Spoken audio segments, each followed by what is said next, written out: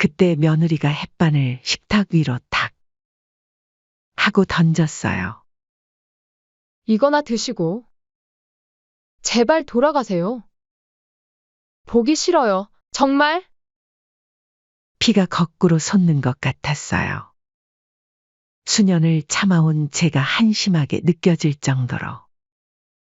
왜 그동안 참고 살았나 싶은 순간이었어요. 뭐라고? 다시 한 번 말씀드릴까요? 어머님은 정말 그 주둥이 닥쳐라. 식탁과 함께 올려져 있던 그릇을 확 엎어버렸어요. 와장창. 하는 소리와 함께 모든 게 바닥으로 떨어졌죠. 으악! 어머님, 지금 뭐 하시는 거예요? 아러시면 안 되죠. 안 된다고? 내가 뭐가 그렇게 보기 싫어? 내가 뭘 그렇게 잘못했는데 이런 대우를 받아야 하니? 아들이 놀라서 달려왔어요. 엄마! 제발 진정하세요. 너도 닥치고 거기 서 있어. 너가 더 가증스럽다. 나한테 뭐라고 약속했지? 기억나? 이 집 줄 때. 엄마, 평생 효도하면서 살게요. 이 은혜 절대 잊지 않을게요. 이랬던 게 고작 몇 년 만에 이 꼴이야? 이제 멈출 수 없었어요. 식탁 위에 있던 걸 모조리 쓸어냈어요. 며느리가 자랑하던 비싼 그릇들, 반찬통들. 다 바닥으로 떨어뜨렸죠. 어머님, 당장 그만하세요. 그런 식으로 난동 부리실 거면 나가세요. 난동. 이게 난동이야? 그리고 이 집 내 집이야. 나갈 거면 너네들이 나가. 세월이 참 빠르네요. 창가에 앉아 고물들을 정리하다 보면 그때 기억이 생생히 떠올라요. 저는 남편과 이른 이별 후에 어린 아들을 데리고 고물상의를 하기 시작했어요. 그때는 얼마나 막막했었는지 모릅니다. 처음 고물상을 시작했을 때가 떠오르네요. 그때 재혁이가 초등학교 2학년이었죠. 남편이 떠나고 난 후 앞이 캄캄했지만 무언가는 해야 했어요. 어린 아들을 보면서 가장 먼저 든 생각은 이 아이만큼은 배고프게 키우지 말아야지였어요. 가진 기술도 없고 배운 것도 없는 제가 우연한 계기로 하게 된 것은 고물상이었어요. 처음엔 동네 사람들의 시선이 따갑기만 했죠. 뒤에서 수군거리는 게 다 들리더군요. 하지만 어린 아들을 키울 생각에 물불 가릴 게 없었나 봐요. 새벽이면 어김없이 끌차를 끌고 나갔어요. 아직 잠든 도시를 돌아다니며 버려진 물건들을 하나하나 모았죠. 녹슨 철근, 헌 책상, 부서진 의자. 남들은 쓸모없다고 버린 것들이었지만 제겐 모두 보물이었어요. 그것들을 분류하고 닦고 고치면서 하루하루를 버텼죠. 어떤 날은 허리가 끊어질 것 같았어요. 무거운 고물을 나르다 보면 온몸이 쑤시고 손이 갈라져 피가 나기도 했죠. 특히 겨울이면 더 힘들었어요. 차가운 바람에 손이 얼어붙는 것 같았지만 멈출 수는 없었어요. 아들을 위해서라도 이겨내야 했으니까요. 처음엔 수입이 변변찮았어요. 돈이 없어 학원도 못 보내고 용돈도 넉넉히 못 줄 때는 가슴이 미어졌죠. 하지만 차근차근 모은 돈으로 고물상을 인수해 사업을 이어갔어요. 남들은 비웃을 수도 있겠지만 저는 제가 하는 일에 자부심이 있었어요. 사람들이 버린 물건에도 새 생명을 불어넣을 수 있다는 걸 믿었거든요. 그게 제 철학이자 자부심이었죠. 낡은 것들을 고치고 다듬어서 다시 쓸 수 있게 만드는 일. 그렇게 하루하루를 살다 보니 어느새 아들 재혁이가 대학생이 되어 있더라고요. 그리고 마침내 재혁이가 대기업에 취직했다는 소식을 들었을 때, 그때의 기쁨은 말로 표현할 수가 없었어요. 고생 끝에 낙이 온다더니 정말 그랬나 봐요. 하지만 그때는 몰랐죠. 그 낙이 오히려 더 큰 서러움의 시작이 될 줄은. 얼마 지나지 않아 재혁이가 결혼한다고 했어요. 예비 며느리 소영이를 처음 만났을 때부터 뭔가 마음에 걸리는 게 있었어요. 웃지도 않고 말도 툭툭 내뱉는 게 어딘가 싸한 느낌이 들었지만 긴장해서 그런가 보다 하고 넘어갔죠. 특히 제 허름한 옷차림을 위아래로 훑어보던 그 눈빛은 지금도 잊을 수가 없어요. 하지만 아들이 좋아하는 사람이니까 애써 무시했죠. 시간이 지나면 나아지겠지 하는 생각으로요. 결혼할 때 제가 평생 모은 돈으로 성남에 있는 신혼집을 마련해줬어요. 허리 휘도록 모은 돈이었지만 자식 생각하면 아깝지 않았죠. 소영이가 겉으로는 감사하다고 했지만 그 말이 진심이 아니었다는 걸 저는 금방 알 수 있었어요. 결혼하고 얼마 지나지 않아 소영이의 본 모습이 드러나기 시작했거든요.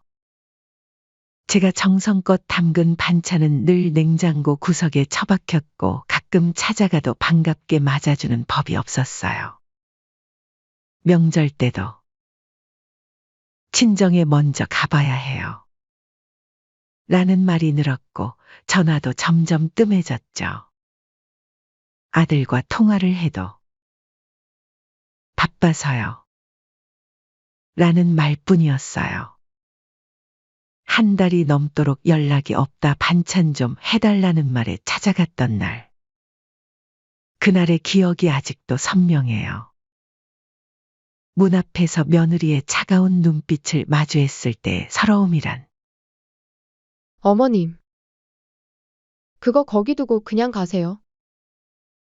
그 말에 가슴이 철렁 내려앉았지만 애써 미소를 지었어요. 재혁이 올 때까지만 있다가 얼굴만 보고 가면 안 될까? 아, 에휴. 마음대로 하세요. 더 서러웠던 것은 현관에 들어서니 며느리가 코를 막고 손부터 씻으라더군요. 고물상에서 온 제가 더럽다 생각을 했나 봐요. 평생을 자부심으로 여겼던 일인데. 그게 부끄러운 일이 되어버린 것 같아 마음이 무너져 내렸어요. 그날 저녁 재혁이가 퇴근하고 들어왔을 때도 상황은 마찬가지였어요. 아들의 눈빛에서도 반가움을 찾아볼 수 없었죠.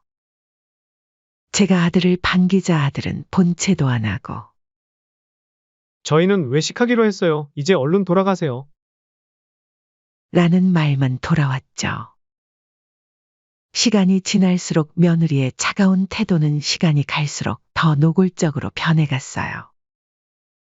자식 집에 찾아가면 제가 앉았던 자리를 다시 닦고 제가 만진 물건들을 소독하는 모습을 보면서도 저는 참았어요. 아들 내외의 태도가 날이 갈수록 더해지면서 인내심은 점점 바닥이 나고 있었습니다. 그렇게 어느 날 아들 내외와 식사를 하던 도중 며느리가 말했어요. 어머님, 아직도 그 고물상 하세요? 응, 이래야지.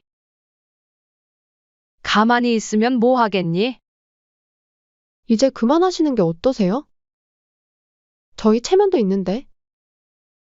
묘하게 말에 가시가 있더군요. 이 일이 어때서?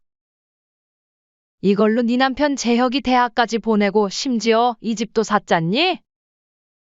어머님, 요즘 시대의 고물상이라니? 생각해보세요. 재혁 씨가 회사에서 어떻게 보일지? 요새는 자식들 직업만큼이나 부모님 직업도 중요하거든요. 그게 무슨 말이니? 아들은 옆에서 묵묵히 밥만 먹고 있었어요. 며느리의 말이 끝나자 고개를 들더니 엄마, 맞는 말이에요. 솔직히 저도 좀 그래요.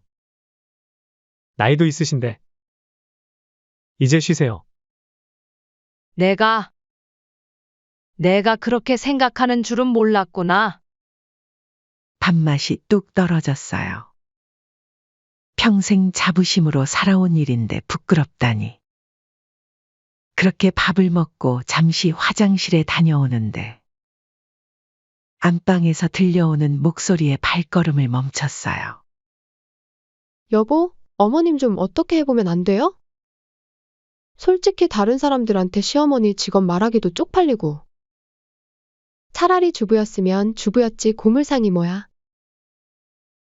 그래도 엄마가 좋다고 하겠다는데 말릴 방법 있나? 덕분에 용돈 타면 좋잖아. 아니, 당신도 싫잖아요. 고물상 하시는 거. 옷도 저게 뭐예요? 동네 창피하게. 알아. 나도 고민이야. 어머님이 여기 오실 때마다 냄새 나는 것 같고. 이웃들 눈치도 보이고. 가슴이 찢어지는 것 같았어요. 벽을 짚고 서서 한참을 움직이지 못했죠. 솔직히 며느리는 저를 어떻게 보든 상관없었어요. 다만 내 아들이 날 이렇게까지 부끄러워하다니. 저녁이 되어 손주가 귀여워 놀아주려고 블록을 하나 집었는데 며느리가 벼락같이 달려왔죠. 어머님. 곰을 만지시던 손으로 장난감을 만지시면 어떡해요? 그게 무슨 말이니 나 아까 씻었다. 그래도 좀. 요즘 애들은 위생에 민감하니까요. 면역력도 약하고 손 한 번만 더 씻고 만지세요. 나는 그저 손주랑 어머님, 제가 어머님 생각해서 하는 말이에요. 수희가 아프기라도 하면 어쩌시려고. 마치 전염병 환자 취급을 당하는 것 같았어요. 그때 마침 아들이 나왔는데 엄마, 소영이 말이 맞는 것 같아요. 요즘은 그런 거 조심해야 해서 아시잖아요. 그래. 알았다. 목이 메었어요. 화장실에 가서 손을 문질러 씻었어요. 손바닥이 빨개질 때까지요. 거울을 보니 눈가에 눈물이 고여 있더라고요. 저녁이 되자 며느리는 더 노골적으로 나왔어요. 거실에서 TV를 보고 있는데 어머님, 솔직히 말씀드릴게요. 아까 말이 나와서 하는 건데 저희가 위생에 예민해서 어머님 오시면 조금 불안해요. 뭐라고? 오실 때마다 아주 대청소를 해야 되니 너무 힘들다고요. 내일 손님도 오시는데 나 원참. 나 너네 보러 올 때는 항상 씻고 왔다. 뭐가 그렇게 더럽다고 하는 건지. 알아요. 그 얘기는 100번도 더 들었어요. 근데 어머님, 지독하게 몸의 냄새가 배어 있을 거 아니에요. 그 말을 들으니 정말 기가 막혀 말문이 막히더군요. 그 자리에서 일어나 방으로 들어갔어요. 그렇게 다음 날이 되자 아침부터 며느리의 태도가 평소보다 더 심했어요. 어머님, 우리 오늘 저녁에 중요한 손님이 와요. 어머님은 방에 계시면 안 될까요? 그게 무슨 말이니? 방에만 있으라고? 회사 부장님 가족분들이 오시거든요. 어머님이 계시면 몇 시간만 부탁드려요. 말끝을 흐리는 며느리를 보는데 속에서 불덩이가 올라왔어요. 설마 했는데 시어머니를 방에서 나오지 말라니. 마치 제가 이 집의 부끄러운 존재라도 된 것처럼. 하루 종일 방 안에만 있었어요. 화장실도 잘 못 가고. 마치 죄인이 된 것 같았죠. 저녁이 되어서야 손님들이 돌아갔어요. 배도 고프고 화장실도 가고 싶어서 문을 열었는데 어머님. 마침 잘 나오셨네요. 이거 정리하는 거 같이 좀 도와주실 수 있으세요? 아직 뒷정리 중이라서? 그때였어요. 제 눈에 식탁 위에 놓인 음식들이 들어왔어요. 손님들 접대하고 남은 화려한 음식들. 저기, 나도 배가 고픈데 맛있어 보이는구나. 이게 뭐니? 아. 어머님은? 잠시만요. 며느리는 급하게 음식들을 치우더니 찬장에서 햇반 하나를 꺼냈어요. 어머님은 이거 드세요. 궁상맞게 왜 남은 음식을 드시려 하세요? 내가 나오지 말라 해서 계속 방에 있었더니 배고파서 그런다. 어떻게 음식 하나 가져다 줄 생각도 안 하니 그래? 어머님, 이제 저희도 지칠 대로 지쳤어요. 솔직히 말씀드릴게요. 며느리가 한숨을 크게 쉬더니 말을 이었어요. 어머님이 오실 때마다 저희 집 분위기가 완전히 엉망이 돼요. 냄새나는 옷차림에 고물상에서 가져오신 이상한 물건들에 눈치가 그렇게 없으세요? 야속한 건 아들은 옆에서 한마디도 안 하더라고요. 거기다 어머님은 맨날 옛날 얘기만 하시죠? 내가 이걸로 너희 키웠다. 그게 언제적 얘기인데요? 이제는 그만하시죠. 저도 모르게 주먹이 꽉 쥐어졌어요. 내가 거짓말이라도 했다는 거야? 사실이든 아니든. 이제는 좀 그만하시라고요. 어머님은 고물이나 만지시면서 왜 저희 삶에 자꾸 끼어드시는 거예요? 저희는 남이에요, 어머니. 그때 며느리가 햇반을 식탁 위로 탁 하고 던졌어요. 이거나 드시고. 제발 돌아가세요. 보기 싫어요. 정말? 핏줄이 거꾸로 솟는 것 같았어요. 수년을 참아온 제가 한심하게 느껴질 정도로. 왜 그동안 참고 살았나 싶은 순간이었어요. 뭐라고? 다시 한번 말씀드릴까요? 어머님은 정말 그 주둥이 닥쳐라. 식탁과 함께 올려져 있던 그릇을 확 엎어버렸어요. 와장창 하는 소리와 함께 모든 게 바닥으로 떨어졌죠. 으악! 어머님, 지금 뭐 하시는 거예요? 아러시면 안 되죠. 안 된다고? 내가 뭐가 그렇게 보기 싫어? 내가 뭘 그렇게 잘못했는데 이런 대우를 받아야 하니? 아들이 놀라서 달려왔어요. 엄마! 제발 진정하세요. 너도 닥치고 거기 서 있어. 너가 더 가증스럽다. 나한테 뭐라고 약속했지? 기억나? 이 집 줄 때. 엄마, 평생 효도하면서 살게요. 이 은혜 절대 잊지 않을게요. 이랬던 게 고작 몇 년 만에 이 꼴이야? 이제 멈출 수 없었어요.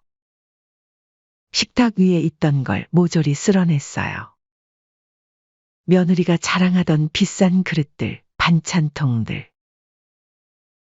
다 바닥으로 떨어뜨렸죠. 어머님, 당장 그만하세요. 그런 식으로 난동 부리실 거면 나가세요. 난동. 이게 난동이야?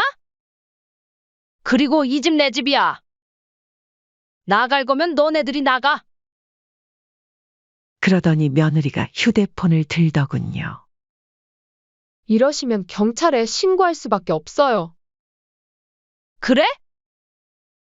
해봐. 신고하면 이 집에서 누가 나가게 될지? 누구 명의로 되어 있는지 해보라고. 이런 싹수 없는 자식. 아들이 와서 며느리 휴대폰을 뺏었어요. 여보, 그만해! 어머니도 그만하세요. 너도 똑같아. 내가 올 때마다 얼굴 찌푸리고 불편해하고. 제가 웃으면서 말했어요. 너희들 내가 왜 고물상을 했는지 알아?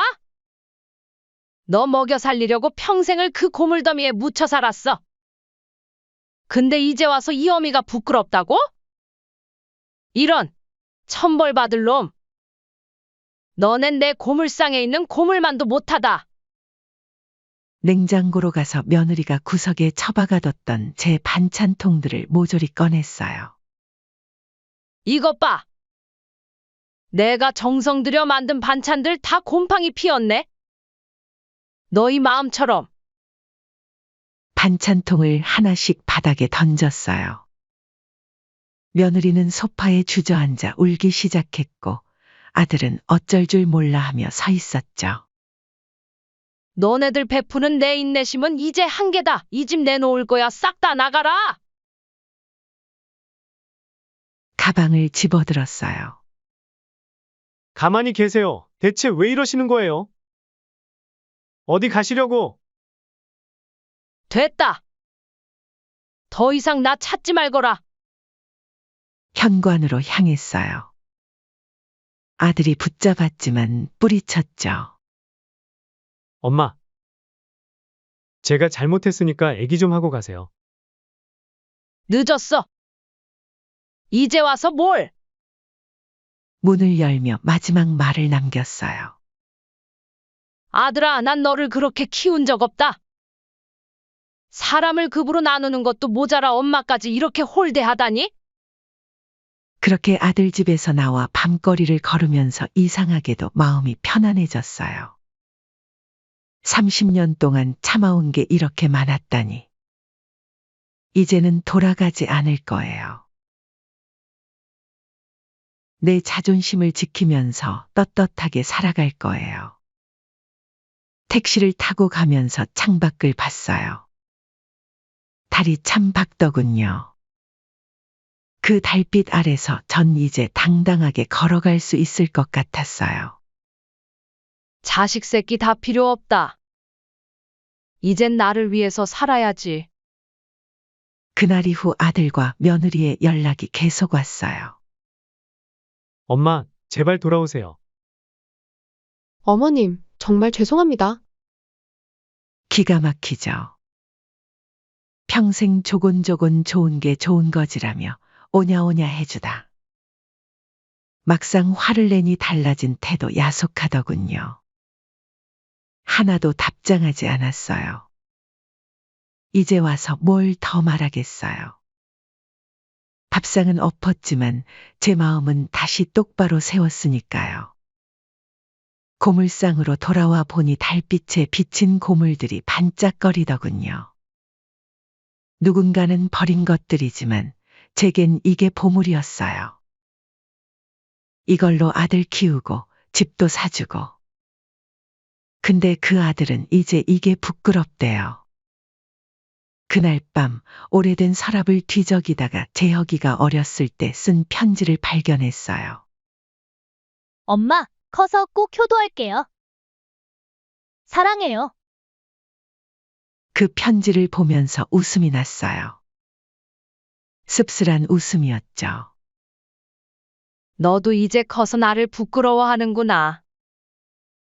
다음 날부터 전 더 열심히 일했어요. 고물상 정리하고 새로 들어온 물건들 분류하고.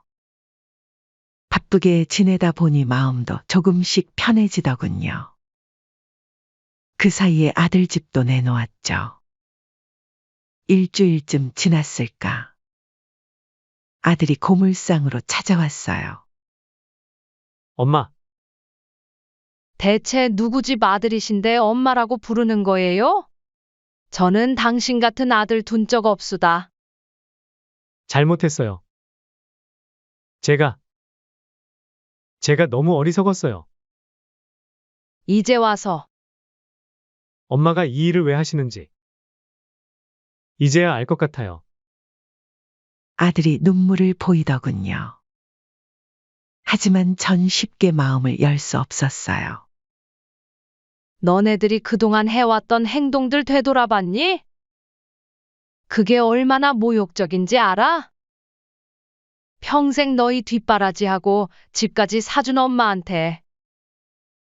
그래, 고물상 하는 게 그렇게 창피했니? 엄마, 정말 죄송해요. 소영이도 많이 반성하고 있어요. 반성? 그래. 근데 이제는 늦었어. 아들이 제 손을 잡으려 했지만 뿌리쳤어요. 이제 가봐. 난 이대로가 좋아. 적어도 여기선 내가 떳떳하니까? 그렇게 아들을 돌려보냈어요. 가슴이 아팠지만 이번만큼은 지켜야 할 게 있었거든요. 바로 제 자존심이었죠. 지금도 가끔 그날 밤이 생각나요. 밥상을 엎었던 그 순간.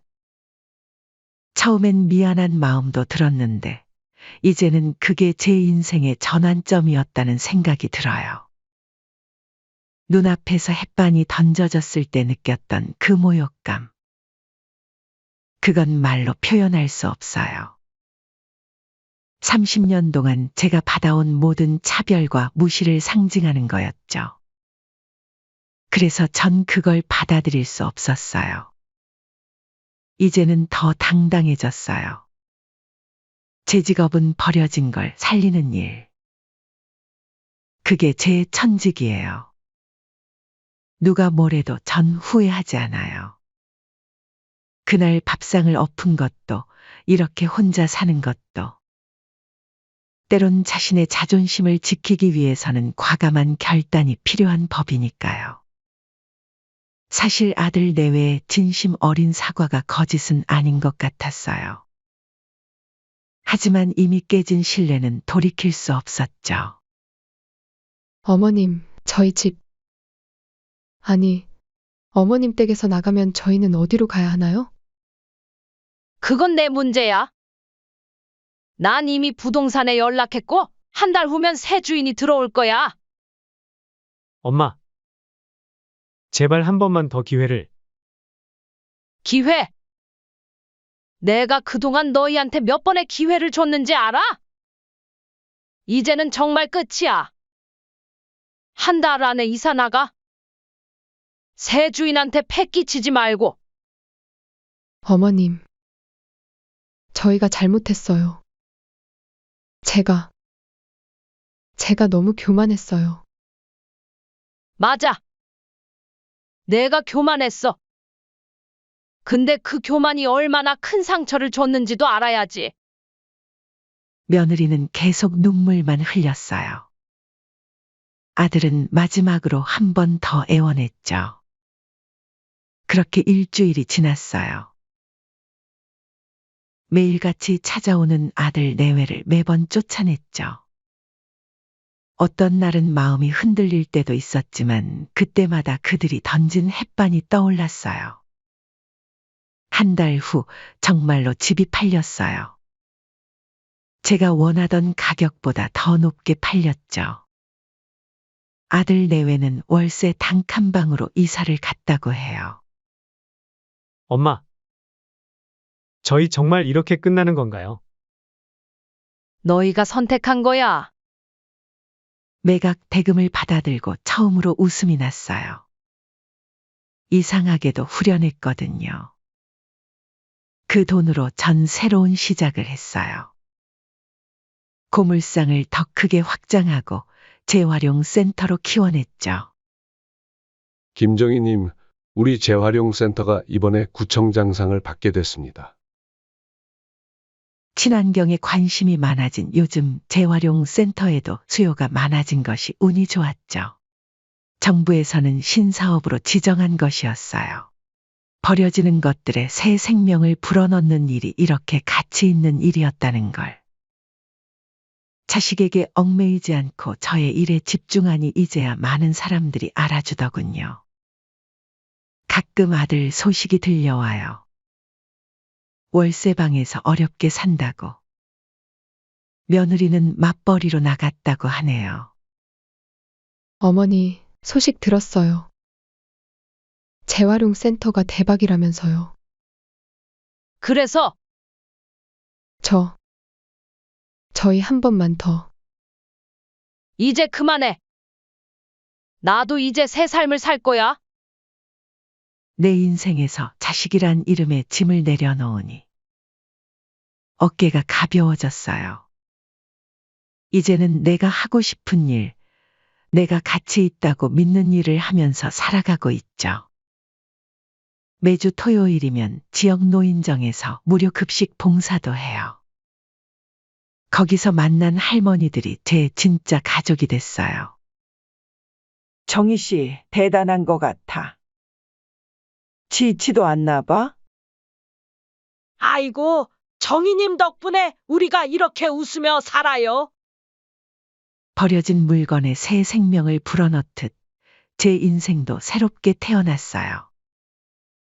이제는 더 이상 과거에 연연하지 않아요. 앞만 보고 살아가고 있죠. 얼마 전에는 큰 회사에서 제안이 들어왔어요. 우리 재활용 센터를 모델로 전국적인 체인을 만들자고. 정희님처럼 버려진 것들의 가치를 아는 분이 필요합니다. 그렇게 전 이제 전국 순회 강연도 다니고 있어요. 제 이야기를 들으러 온 사람들에게 말해요. 여러분 이 재활용된 물건들을 한번 봐보세요. 이렇게 쓸만한 물건이 되기 전에는 그저 고물일 뿐이었다는 게 믿기시나요? 하지만 지금은 근사한 보온병이 되지 않았습니까? 인생도 마찬가지예요. 우리가 우리 인생의 가치를 알아보기 전까지는 그저 볼품없는 초라한 고물일 뿐이죠. 아무리 하찮은 물건도 소중한 가치가 있습니다. 저는 자신의 가치를 지킨다면 무엇이든 될 수 있다 믿어요. 사람들이 박수를 쳐주고 눈시울을 붉히기도 해요. 그때마다 전 다시 한번 확신해요. 내가 옳은 선택을 했다는 걸. 이제 전 진정한 행복을 찾았어요. 더 이상 누구의 엄마나 시어머니가 아닌 그저 김정희로 사는 게 좋아요. 내 삶의 주인으로 살아가는 이 시간이 그 어느 때보다 행복하답니다. 가끔 밤에 달을 보면 그날이 떠오르기도 해요. 하지만 이제는 아프지 않아요. 그날의 선택이 있었기에 오늘의 제가 있으니까요. 그렇게 허리가 아파 찾아간 병원에서 예비 며느리의 실체를 듣게 될 줄이야. 상상이나 했겠습니까? 아, 혹시 정훈식 어머님 되세요? 회진을 도는 담당 의사가 제 차트를 보더니 물었어요. 네, 맞아요. 무슨 일이라도? 저를 보자 의사의 표정이 심각해졌고 이내 곧 뜻밖의 말을 하더군요. 아, 저는 운식이 학교 선배입니다. 다름이 아니고 운식이가 만나고 있는 수진 씨에 대해서 말씀드릴 게 있어서. 네, 제 아들 운식이랑 약혼한 사람인데. 무슨 일이라도? 의사는 잠시 망설이더니 입을 열었어요. 어머니, 사실은 말이죠. 네? 그게 무슨 말씀이시죠? 잠깐만요. 그게 무슨 그렇게 우연히 찾아간 병원에서 제 인생에서 가장 황당하고 어이없는 얘기를 듣게 될 줄이야. 안녕하세요. 저는 용문사 근처에서 한정식집을 운영하고 있습니다. 비빔밥과 더덕구이로 이름을 알리게 된 제 식당은 용문사에 와보셨다면 아실 분들은 아실 만한 식당이라 생각해요. 지금이야 발 뻗고 편히 자지만 저에겐 말 못할 고난의 시간들이 있었어요. 젊은 시절 남편의 바람으로 이혼을 하고 두 아이를 키우려고 무작정 달려왔습니다. 당시 첫째 지숙이는 10살, 막내 운식이는 8살이었죠. 낮에는 식당 일을 하고 밤에는 포장마차를 하면서 악착같이 살았어요. 그 시절을 떠올리면 지금도 코끝이 찡해져요. 돈이 없어 아이들 학원 한 번 제대로 보내지 못했지만 두 아이는 착하게 자라주었어요. 특히 딸 지숙이는 어릴 때부터 야무졌어요. 새벽부터 일하는 엄마를 위해 동생도 챙기고 집안일도 도맡아 했죠. 지금은 변호사와 결혼해서 안정된 가정을 꾸리고 있어요. 반면 운식이는 조금 특별했어요. 공부만 했던 터라.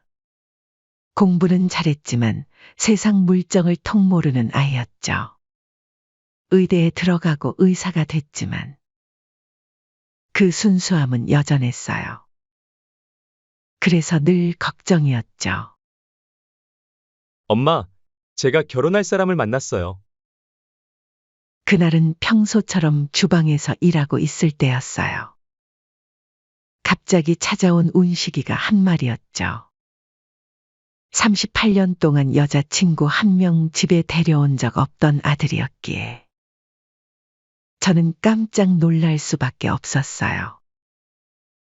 어떤 사람인데? 너가 결혼할 사람을 만났다니. 궁금하구나. 이번 주말에 집에 데려올게요. 순간 기쁘면서도 40살 먹도록 여자 한 번 만나보지 않은 아들이 만난 지 6달도 안 돼서 갑자기 결혼이라니. 30년 넘게 장사를 하다 보니 사람 보는 눈이 생겼거든요. 왠지 모를 불안감이 저를 엄습했죠. 그리고 그 주말 김수진이라는 여자를 처음 만났습니다. 첫인상은 나쁘지 않았어요.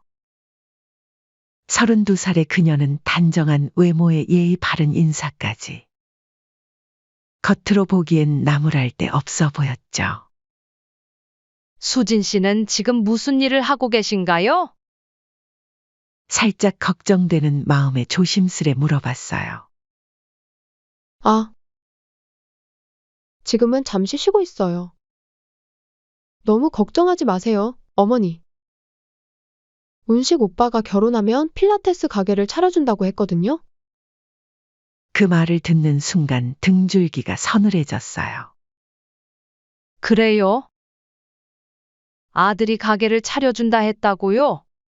근데 지금은 아무 일도 안 하시는 거예요? 네. 당분간은 좀 쉬면서 결혼 준비할 생각이에요. 운식 오빠가 알아서 해준대요. 대화를 나눌수록 뭔가 석연치 않은 느낌이 들었어요. 자신의 과거나 현재 상황에 대해 물어보면 늘 얼버무리는 것도 그렇고 식사 자리에서 수지는 음식을 거의 손대지 않았어요. 제가 정성스럽게 준비한 더덕구이를 보면서도 아, 저는 입맛이 좀 까다로워서요. 라고 말하더군요. 운식이가 화장실에 간 사이 수진이 불쑥 말을 꺼냈어요. 어머니, 솔직히 말씀드릴게요. 전 시어머니 모실 생각은 없어요. 요즘은 자식이 결혼하면 남이라던데. 어머니도 그렇게 생각하시죠? 그 말을 하는 수진의 표정에는 당당함이 가득했어요. 저는요, 귀하게 자라서 간섭받는 거 싫거든요. 가족 행사 같은 것도 불편하다고 하니? 운식 오빠도 이해하더라고요. 그래요? 운식이가 그렇게 말했나요? 네, 어머니도 식당 일로 바쁘시잖아요. 서로 불편할 필요 없잖아요? 그 순간 운식이가 돌아왔고 수지는 마치 방금 전 일이 없었다는 듯 환한 미소를 지으며 할 말은 다 했고. 오빠, 이제 슬슬 가볼까요? 라고 말했어요. 그날 이후로도 수진이는 몇 번 정도 우리 집을 들락거렸어요. 올 때마다 운식이 앞에선 다정한 예비 며느리 행세를 했지만 단 둘이 있을 때면 냉랭한 태도로 돌변했죠. 어머니, 저희 집해 주실 거죠? 요즘 진명이는 여자 앞으로 하는 게 좋아요. 그건 상견례부터 하고 애기하자. 운식 오빠도 의사니까 체면도 있잖아요? 저한테 차려줄 가게 인테리어도 고급스럽게 하고 싶고. 수진의 말에는 늘 돈이 따라다녔어요. 운식이가 의사니까. 운식이가 알아서 해줄 거니까라는 말도 입에 달고 살았죠. 특히 제가 신경 쓰였던 건 수진이 일도 없이 빈둥거리면서 운식이를 통해 가게를 차리려 한다는 거였어요. 정말 우리 아들을 사랑해서일까요? 아니면 다른 의도가 있는 건 아닐까? 며칠 뒤 딸 지숙이가 날 찾아왔어요. 엄마, 운식이 여자친구. 뭔가 이상해요. 느낌이 싸하달까? 오지랖이겠죠? 하지만 전 지숙이의 말을 끊었어요.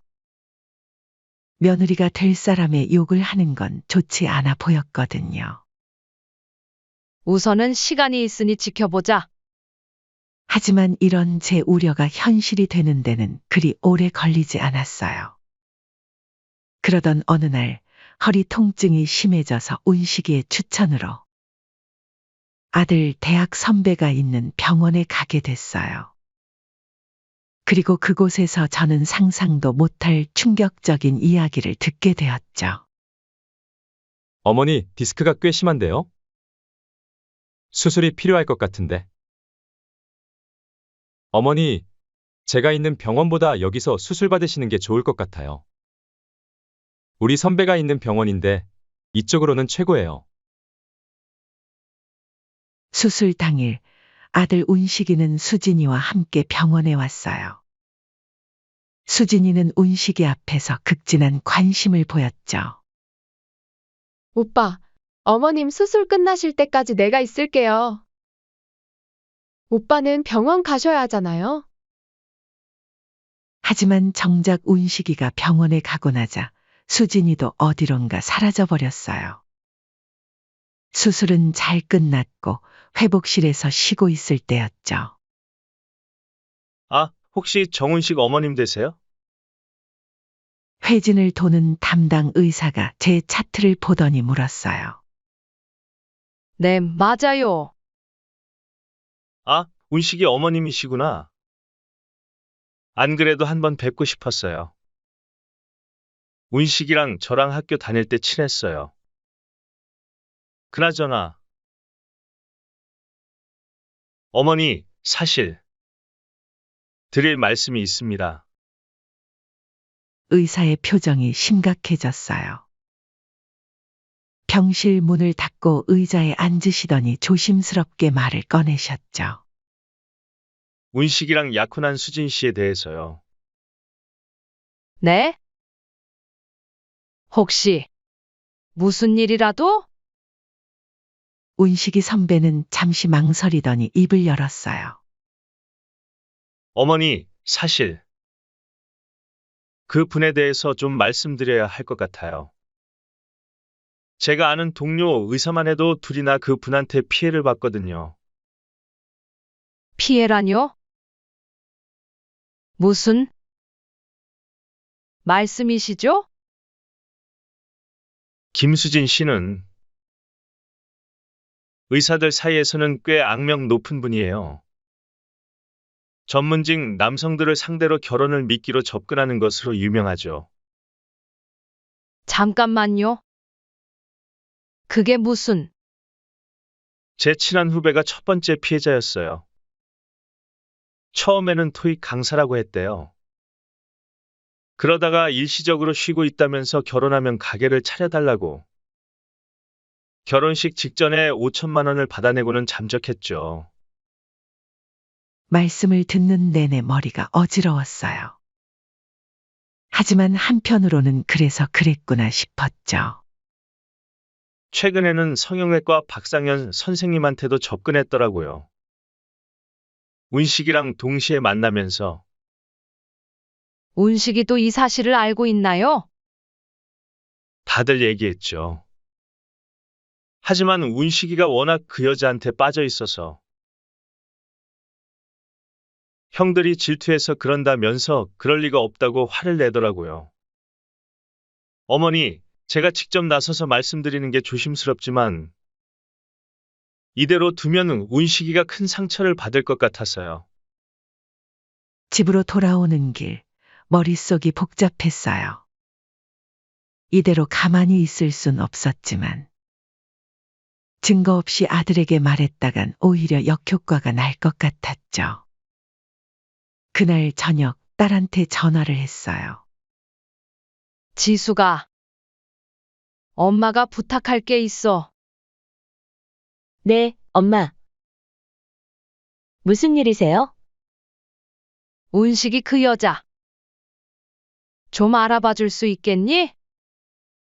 제가 자초지종을 설명하고 잠시 침묵이 흐르더니 지숙이가 말했어요. 사실 저도 그 사람 좀 이상하다고 생각했어요. 결혼식 전에 오빠한테 자기 명의로 된 건물을 사달라고 했다고 하고. 남편한테 부탁해서 조사 좀 해볼게요. 그래, 그게 좋겠다. 강서방이 변호사니까 한번 물어보렴. 그렇게 일주일 뒤 지숙이가 급하게 찾아왔어요. 엄마, 큰일 났어요. 이거 봐요. 지숙이가 보여준 자료들은 충격적이었어요. 수지는 이미 5번이나 비슷한 수법으로 사기 행각을 벌였던 전과자였어요. 이건 전가 기록이에요. 보세요. 2019년에는 성형외과 의사를 상대로 8천만 원을 받아냈고 2020년에는 변호사한테 1억을. 엄마, 생각보다 심각한데. 어떻게 이런 일이 있을 수가 있죠? 이것만이 아니에요. 강서방이 아는 사설 탐정한테 부탁해서 구해온 자료예요. 지숙이가 들고 온 영상을 보면서 정말 충격 그 자체였죠. 영상 속에는 수진이 다른 남자와 호텔에 들어가는 모습이 찍혀 있었거든요.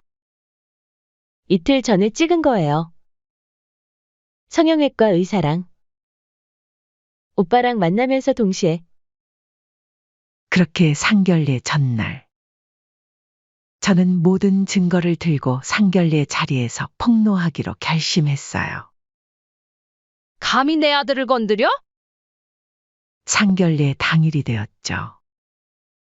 새벽부터 하늘에서 비가 추적추적 내리더니 점점 빗줄기가 굵어졌어요. 마치 오늘 일을 예견이라도 하는 것처럼요.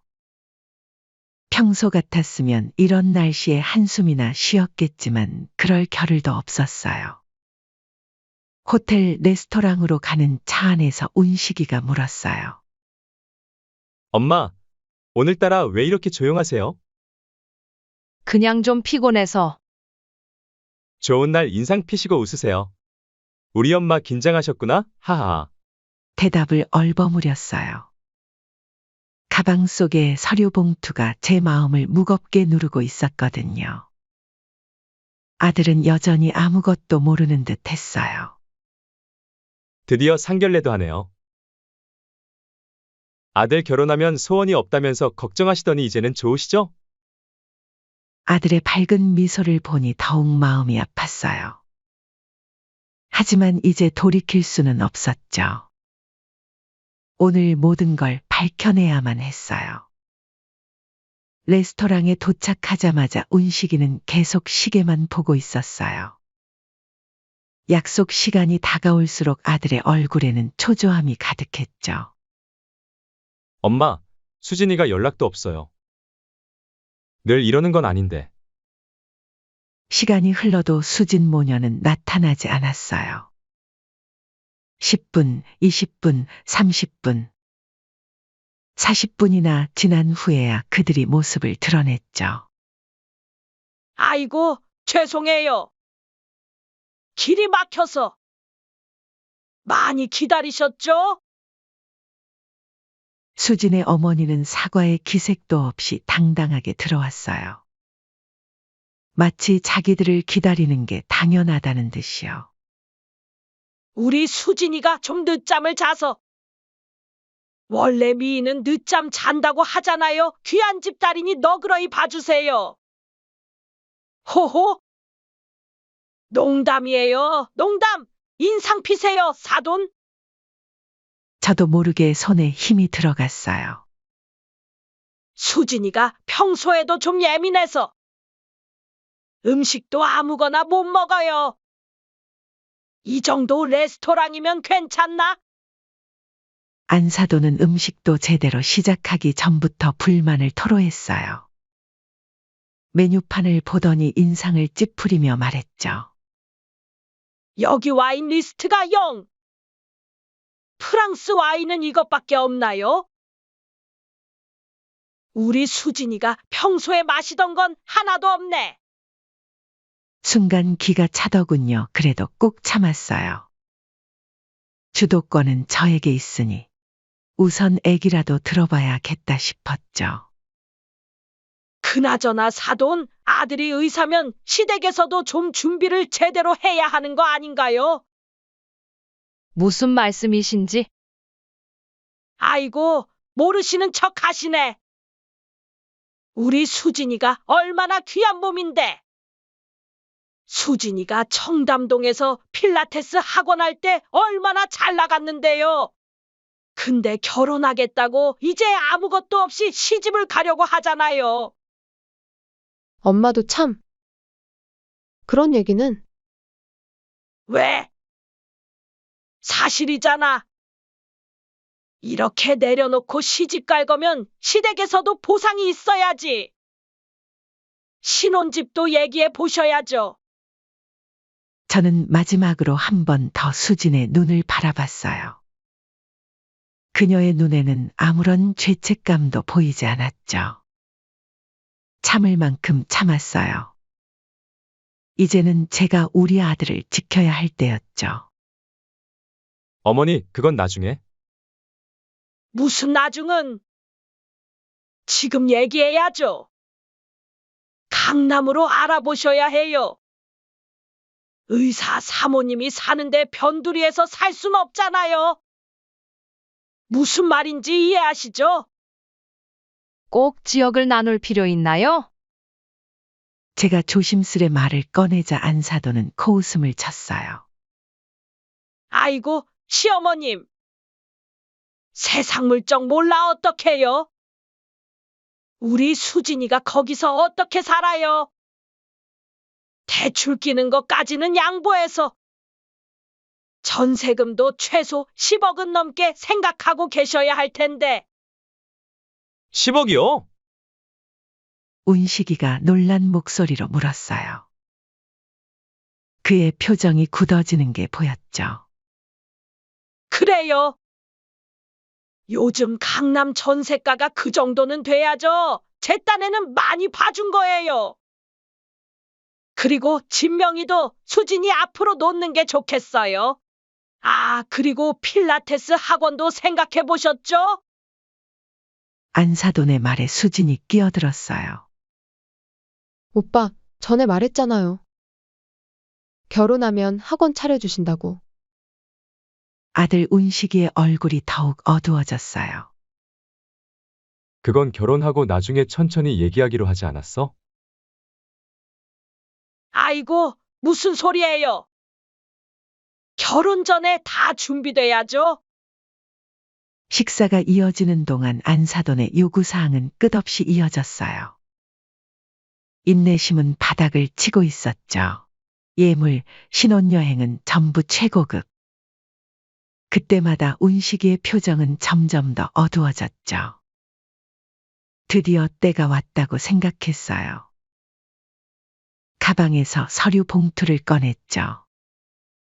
듣자 하니까 더 이상은 못 들어주겠군요. 수진이 저를 경계하는 눈빛으로 쳐다봤어요. 수진 씨 혹시 성형외과 박상현 선생님은 잘 아시나요? 순간 식당이 조용해졌어요. 수진의 얼굴이 하얗게 변했죠. 무슨 말씀이신지. 이틀 전에 만나셨잖아요? 이 호텔 로비에서요. 아니면 다른 호텔에서도 자주 만나시나요? 그 순간 아들이 놀란 눈으로 저를 쳐다보더군요. 엄마, 갑자기 이게 무슨 말이에요? 안사돈이 벌떡 일어났어요. 얼굴이 새빨개진 채로 소리를 질렀죠. 지금 뭐 하시는 거죠? 무례하시군요. 이게 무슨 소리예요? 우리 수진이를 모욕하는 거예요? 모욕이 아니라 사실입니다. 차분히 전과 기록과 호텔 CCTV 영상을 테이블 위에 올려놓으며 말했어요. 어디서부터 어디까지가 사실이고 거짓인지. 이런 전과 기록이 있네요. 사기죄. 그것도 5번이나. 운식이가 떨리는 손으로 서류를 집어들었어요. 아들의 눈에서 눈물이 흘러내렸죠. 이게 다 사실이에요? 수진이는 대답 대신 울음을 터뜨렸어요. 안사돈은 발악하듯 소리를 질렀죠. 이런 식으로 나오시면 가만히 있지 않을 거예요. 우리가 누군 줄 아세요? 가만히 안 있으면요? 어떻게 하실 건데요? 법적으로 하시죠. 저희도 다 준비돼 있습니다. 사기 전과 있는 집안 무섭지 않군요.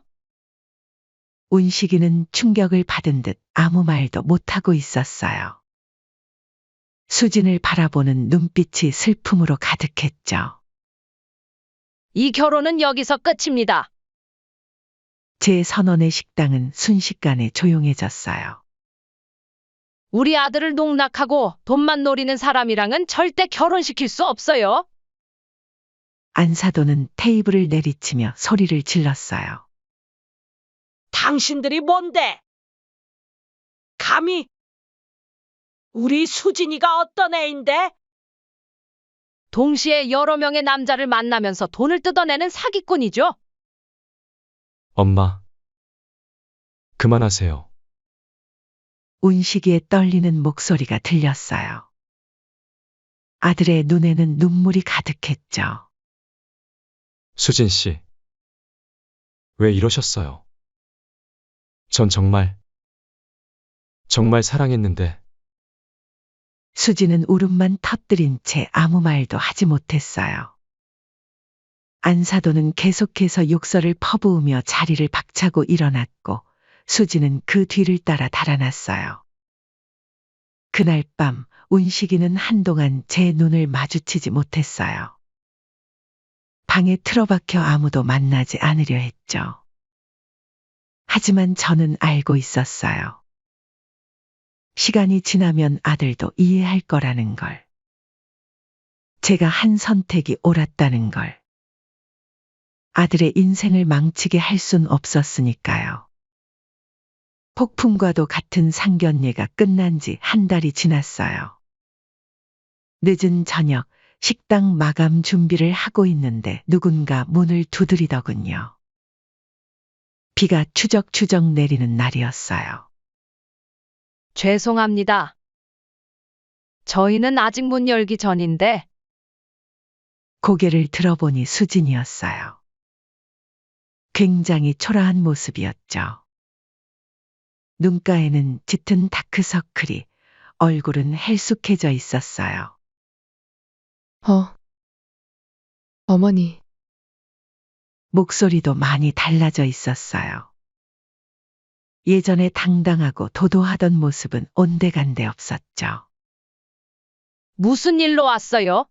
저희는 재판 때 볼 건데 굳이 왜 찾아오셨죠? 제발. 한 번만 기회를 주세요. 운식 오빠를 마지막으로 한 번만 만나게 해주시면. 수진이 갑자기 제 앞에 무릎을 꿇었어요. 이러지 마세요. 일어나요. 어머니, 전 정말 달라질 수 있어요. 처음엔 돈만 보고 접근했지만, 시간이 지날수록 오빠의 진심이 보였어요. 이제는 진심으로. 그만. 이제 와서 무슨 진심 타령이에요? 그동안 몇 명의 남자들 인생을 망쳐놨는지는 생각도 안 나나 보네요? 죄송합니다. 정말 죄송합니다. 하지만 이번만큼은. 그때 수진이의 어머니도 들어왔어요. 예전에 그 도도하던 모습은 찾아볼 수 없었죠. 사돈, 제가 잘못했습니다. 제가 우리 수진이를 잘못 키웠나 봐요. 웃기시는 분이네요. 제가 왜 당신 사돈입니까? 더 이상 당신들이랑 엮이고 싶지 않네요. 우리 수진이가 이젠 정말 뉘우치고 있어요. 한 번만 기회를. 그동안 당신 딸이 얼마나 많은 사람들 인생을 망쳐놨는지 아세요? 콩 심은데 콩 난다더니 당신도 똑같아요. 지금 와서 눈물 몇 방울로 용서받을 수 있다고 생각하시나요? 자신이 한 일에 대해 정당하게 죗값을 받도록 하세요. 그게 당신들이 용서받을 수 있는 유일한 방법입니다. 수진이 울며 매달렸어요. 어머니 정말 죄송해요. 제발 이번에 집행유예 기간이라 한 번만 선처를 해주시면. 이제 그만해요. 우리 아들한테 입힌 상처를 생각하면 사지가 뒤틀리는 것 같으니까. 어머니, 다시는 우리 아들 앞에 나타나지 마세요. 한 번만 더 우리 아들 근처에 얼씬거리는 거 보이면 가만두지 않을 거예요. 그들이 떠난 후 비가 더 거세게 내리기 시작했어요. 마치 오늘의 일을 씻어내리듯. 며칠 뒤 운식이가 퇴근하고 식당에 들렀어요. 엄마, 왜 이제 왔어? 밥은 먹었니? 엄마. 정말 감사해요. 갑자기 웬 감사야. 오늘 박상현 선생님을 만났어요. 수진 씨한테 거의 2억을 뜯겼대요. 결혼을 미끼로. 운식이의 목소리가 떨렸어요. 다른 피해자들도 많이 나타났더라고요. 저도 그렇게 될 뻔했네요. 그때 사람들이 저한테 경고를 했는데 바보같이 여자에 눈이 멀어서. 운식아, 전 여자복이 없나 봐요. 근데 그래도 저한텐 엄마가 있잖아요. 엄마가 아니었으면 저도 피해자가 됐겠죠? 아들이 제 손을 꼭 잡았어요. 그의 눈에는 눈물이 고여 있었죠. 엄마가 제 곁에 있어줘서 정말 다행이에요. 결국 수지는 구속됐어요. 재판에서 징역 4년을 선고받았죠. 피해자가 10명이 넘었고 피해 금액도 10억이 넘었으니까요. 딸 지숙이가 전해준 소식으로는 수진이 교도소에서 감형을 바라며 피해자들에게 반성문을 쓴다고 해요. 하지만 이미 엎질러진 물. 돌이킬 수 없는 상처들이죠. 이제 운식이도 많이 밝아졌어요. 예전처럼 웃음도 되찾고 일도 열심히 하고 있죠. 엄마, 이제 제가 엄마 지켜드릴게요. 그동안 저 때문에 너무 힘드셨죠? 그 말을 들을 때마다 가슴이 뭉클해져요. 힘들었던 시간들이 주마등처럼 스쳐 지나가면서 새삼 우리 모자의 인연이 얼마나 소중한지 깨닫게 되네요. 벌써 1년이 지났어요. 우리 식당은 여전히 잘 되고 있고 운식이도 의사로서 승승장구하고 있죠. 그날의 악몽 같던 일은 이제 먼 과거가 된 것 같아요. 엄마, 오늘은 일찍 문 닫아요. 제가 모시러 올게요. 왜? 무슨 일 있어? 깜짝 파티예요. 누나도 오고. 운식이가 신나게 웃으며 말했어요. 요즘 들어 아들의 얼굴에 웃음이 가득해요. 예전에 그 우울했던 모습은 찾아볼 수 없죠. 지숙이가 예약해둔 레스토랑에 도착하니 아늑한 자리가 마련돼 있더군요. 엄마, 오늘은 우리가 엄마 식사 대접할게요. 그래, 근데 무슨 특별한 날이라도. 1년 전 오늘이 기억나세요? 순간 가슴이 찡했어요. 그날 상견례의 자리에서 있었던 일이 떠올랐죠. 엄마 덕분에 제가 이렇게 행복할 수 있게 됐잖아요. 그때 딸 지숙이가 웃으며 말했죠. 엄마 그거 아세요? 은식이가 여자친구 생겼대요. 이번엔 제가 먼저 어떤 사람인지 봤어요. 아니, 누나! 운식이가 당황한 듯 소리를 질렀어요. 왜? 민지 씨 정말 착하고 예쁘잖아. 벌써 2달째 은식이 오빠만 보고 있다고. 운식이의 얼굴이 새빨개졌어요. 그래? 어떤 분인데? 제가 묻자 딸 지숙이가 반색하며 대답했어요. 고등학교 때부터 간호사가 꿈이었대요. 봉사활동도 열심히 하고 정말 마음씨 곱고 착한 친구예요. 그런데 운식이는 왜 이렇게 부끄러워하는 거야? 그게 사실 벌써 몇 번 만났어요. 뭐라고? 그런 중요한 얘기를 엄마한테 안 했다고? 엄마가 또 걱정하실까봐. 이번엔 제가 정말 신중하게 알아봤어요. 누나한테도 물어보고. 운식이의 눈빛이 진지했어요. 민지 씨는 정말 다른 분이에요. 환자들한테도 친절하고 동료들 사이에서도 평판이 좋고. 그래. 엄마도 한번 만나보고 싶네. 정말요? 엄마가 허락해 주시는 거예요? 그래. 우리 아들이 이제는 사람 보는 눈이 생겼을 테니까. 다들 웃음이 터졌어요. 그렇게 우리의 새로운 시작이 열렸죠. 일주일 후 민지를 처음 만났어요. 수진과는 전혀 다른 인상이었죠. 수줍은 미소와 맑은 눈빛이 무척 인상적이었어요. 어머님, 안녕하세요. 저는 김민지라고 합니다. 그동안 우리 아들 잘 챙겨줬다면서요? 아니에요. 제가 오히려 많이 배우고 있어요. 운식 씨 환자분들한테도 정말 친절하시고 수줍게 웃는 모습이 참 멋있었어요. 민지와의 첫 만남 이후 운식이의 표정이 더욱 밝아졌어요. 주말마다 데이트를 하고 퇴근 후엔 함께 저녁을 먹으러 오곤 했죠.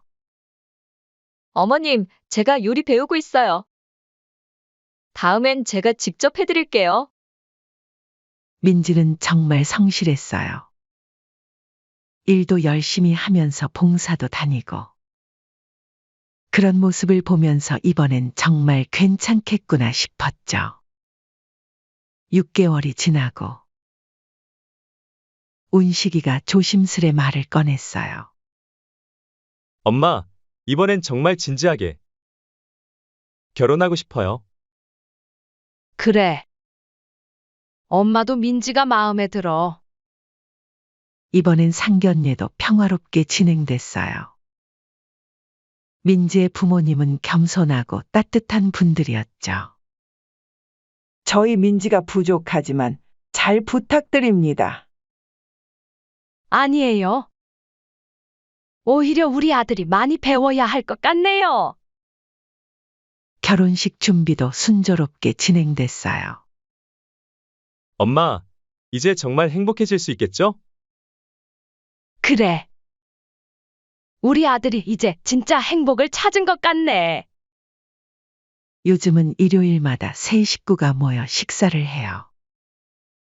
어머님, 저희가 효도하게 오래오래 건강하셔야 해요. 그렇게 우리는 진정한 가족이 되어가고 있어요. 이제는 과거의 아픔도 모두 잊고 새로운 행복을 만들어가고 있답니다.